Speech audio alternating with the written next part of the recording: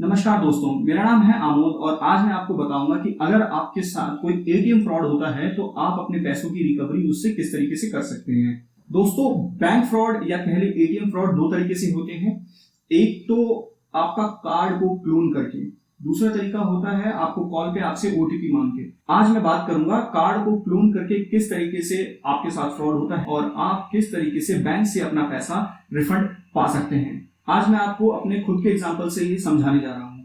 दोस्तों, ये मेरे फादर के साथ हुआ था। दरअसल 29 नवंबर 2019 को उन्होंने दिल्ली के एक मार्केट से पैसा निकाला, 500 रुपए निकाले थे। एसबीआई का उनके पास कार्ड था और एसबीआई का एटीएम था। और रात को जब वो सोने जा रहे थे तो तकरीबन 11:43 पे उनको एक मैसेज आता है कि 19,500 रुपए आपके अकाउंट से डेबिट हो गए हैं इस एटीएम से। उनको तुरंत ही पता लग गया कि उनके साथ एटीएम फ्रॉड हुआ है। उन्होंने तुरंत मेरे को जगाया। मैंने नेट पे सर्च किया कि किस तरीके से अपने फोन को अपने डेबिट कार्ड को उसी समय ब्लॉक किया जा सकता है और मैंने उस कार्ड को ब्लॉक कर दिया। अगले ही दिन मैं एसबीआई की ब्रांच पहुंचा, अपनी होम ब्रांच, और वहां पे मैंने जाकर एसबीआई को अपने साथ हुए इस घटना के बारे में बताया और लिखित में एक एप्लीकेशन भी दी। उन्होंने कहा कि इस एप्लीकेशन के साथ उन्हें कुछ फॉर्म्स भी चाहिए और उन्होंने फॉर्म दिए, प्लस उन्होंने कहा कि उनको एक एफआईआर की कॉपी भी चाहिए। दोस्तों, ये सबसे टीडियस टास्क था मेरे लिए क्योंकि दिल्ली पुलिस से एफआईआर लिखवाना ये बहुत ही मुश्किल काम है। मैंने सबसे पहले तो ये देखा कि मेरा जो एसबीआई बैंक है, ब्रांच, होम ब्रांच है, वो कहां पर है और उसके पास में वो किस पुलिस स्टेशन के अंदर आती है। तो जब मैंने चेक किया तो वो साउथ एवेन्यू पुलिस स्टेशन के अंदर आती थी। मैं वहां पे गया, मैंने वहां पे कंप्लेंट लिखवाई, बट उन्होंने मेरे को एक पेपर पे एप्लीकेशन लिख के और स्टैंप लगा के दे दिया कि ये आपकी जी कंप्लेंट है। मैं उस कंप्लेंट को लेके जब बैंक गया तो बैंक ने बोला नहीं, ये मुझे ये नहीं चाहिए, हमें एफआईआर ही चाहिए। फिर मैं दोबारा से पुलिस स्टेशन गया, पुलिस वालों ने फिर से मेरे को बोला कि नहीं, बैंक को समझाइए, बैंक के पास जाइए। मैं फिर से बैंक के पास गया, बैंक वालों ने बोला कि नहीं, उन्हें एफआईआर कॉपी ही चाहिए। दोस्तों, जब मैंने देखा कि पुलिस मेरी एफआईआर नहीं लिखने वाली थी तो मैंने क्या किया, तो मैंने फिर ऑनलाइन एफआईआर कर दी। ऑनलाइन एफआईआर का लिंक मैं आपको नीचे डिस्क्रिप्शन में दे दूंगा। आप वहां से एफआईआर कभी करना चाहें तो ऑनलाइन एफआईआर कर सकते हैं। फिर मैंने एफआईआर की कॉपी निकाली और एफआईआर की कॉपी निकालकर बैंक में दी। बैंक वालों ने मेरे से कुछ फॉर्म भरवाए। मेरे फादर के जितने भी फैमिली मेंबर्स, हमारे जितने भी फैमिली मेंबर्स हैं, उन सबके नाम, आधार कार्ड, फोटो, ये सब लिया। दरअसल एसबीआई बैंक को ये चेक करना था कि जिस एटीएम से, एक्चुअली फरीदाबाद का एटीएम था, फरीदाबाद के एटीएम से जहां से पैसे निकले हैं, क्या वहां पे हमारी फैमिली का कोई मेंबर तो हमारा कार्ड लेके नहीं गया है, तो वो एसबीआई का कार्ड लेके नहीं गया। क्या ये जेन्युइन ट्रांजैक्शन है या सच में इनके साथ फ्रॉड हुआ है, किसी ने एटीएम की क्लोनिंग करके पैसा निकाल लिया है। जनवरी में जाके मैंने अपनी पूरी एप्लीकेशन जो है वो एसबीआई बैंक को दी। एसबीआई बैंक ने उसे लिया, उसे रिसीव करके स्टैंप लगा के मेरे को फोटोस्टेट वापस किया। और दोस्तों, मैं यहाँ पे आपको एक बात बताना चाहता हूँ कि हम अपना पैसा जब बैंक में जमा करते हैं तो बैंक की ये जिम्मेदारी होती है हमारे पैसे को संभाल के रखना, और अगर किसी भी तरीके से बैंक से चोरी होती है तो बैंक उसका जिम्मेदार होता है हमारे पैसे को हमें वापस करने की। तो दो तरीके से चोरी होती है, जैसे मैंने आपको पहले भी बताया। दो तरीके से चोरी हो सकती है, या तो आपके एटीएम की क्लोनिंग की जाए, इसमें सरासर बैंक की ही गलती है, आपकी कोई गलती नहीं है।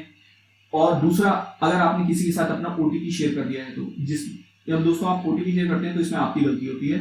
बैंक इस केस में बहुत ही कम रेयर केसेस में पैसे वापस करता है, अदरवाइज नहीं भी करता। बट जिस केस में एटीएम की क्लोनिंग हुई है उसमें बैंक की जिम्मेदारी है कि वो सारा पैसा कस्टमर को वापस करे, चाहे वो बाद में पुलिस स्टेशन के थ्रू या कैसे भी उसको रिकवर कराता रहे। इससे हमें तो कोई मतलब नहीं है। तो मैं दोस्तों बताता हूं कि जनवरी में हुआ था। जनवरी के बाद 2-3 फॉलोअप हमने किए, बट बैंक जाने पर हमेशा हमें यही सुनने को मिलता था कि अभी हम सीसीटीवी फुटेज की वेट कर रहे हैं, और जब सीसीटीवी फुटेज आ जाएगा उसके बाद हम उसे एग्जामिन करेंगे, और एग्जामिन करने के बाद हम आपका पैसा ये देखेंगे कि आप ही ने निकाला है कि किसी और ने निकाला है, आपके साथ सच में फ्रॉड हुआ है कि नहीं हुआ है। उसके बाद ही हम आपका पैसा जो है आपको वापस करेंगे। दोस्तों, फिर उसके बाद लॉकडाउन चालू हो गया और हम लोग बैंक नहीं जा पाए, ना ही बैंक वाले फोन उठाते हैं और ना ही कोई ऐसा कंप्लेंट नंबर था जो हम स्टेटस अपना पूछ सके।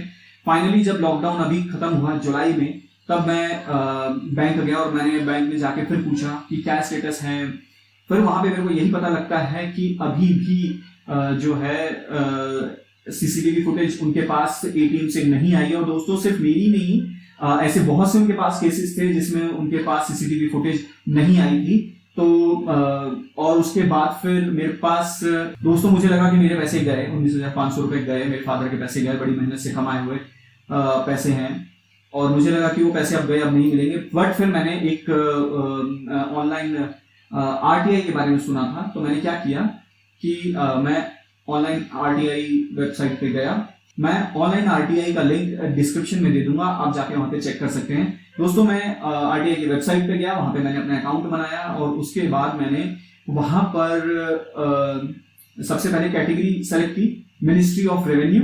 मिनिस्ट्री ऑफ रेवेन्यू के अंदर एसबीआई बैंक दिल्ली सेलेक्ट किया और उसके बाद मैंने सिर्फ 3-4 चीजें ही प्रोवाइड की। देखिए दोस्तों, आरटीआई में आपको बहुत ही मिनिमम लाइन में आप अपनी बात रखनी होती है, तो मैंने वहां पे सिर्फ ये पूछा what is the status of my refund, और नीचे मैंने दिया अपना अकाउंट नंबर, ट्रांजैक्शन की डेट प्लस कितना अमाउंट था, 19,500। ट्रांजैक्शन डेट थी 29 नवंबर 2019 और जो मेरे फादर का एसबीआई अकाउंट नंबर था, सिर्फ इतना दिया। 19 जुलाई को मैंने आरटीआई डाली थी।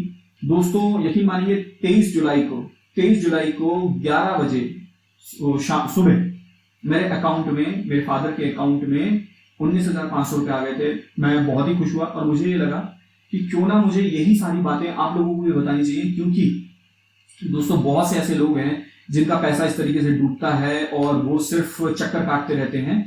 दोस्तों मेरी सलाह यही है, आप सबसे पहले 30 से 90 दिन का वेट करें। अगर आपका पैसा आपके पास नहीं आता है तो आप आरटीआई कर दीजिए, 10 रुपए लगते हैं सिर्फ। दोस्तों एक बात मैं और बताना चाहता हूं कि आप एटीएम, किसी भी एटीएम पे जाते हैं तो सबसे पहले उस एटीएम पे जाइए जहां पर गार्ड हो।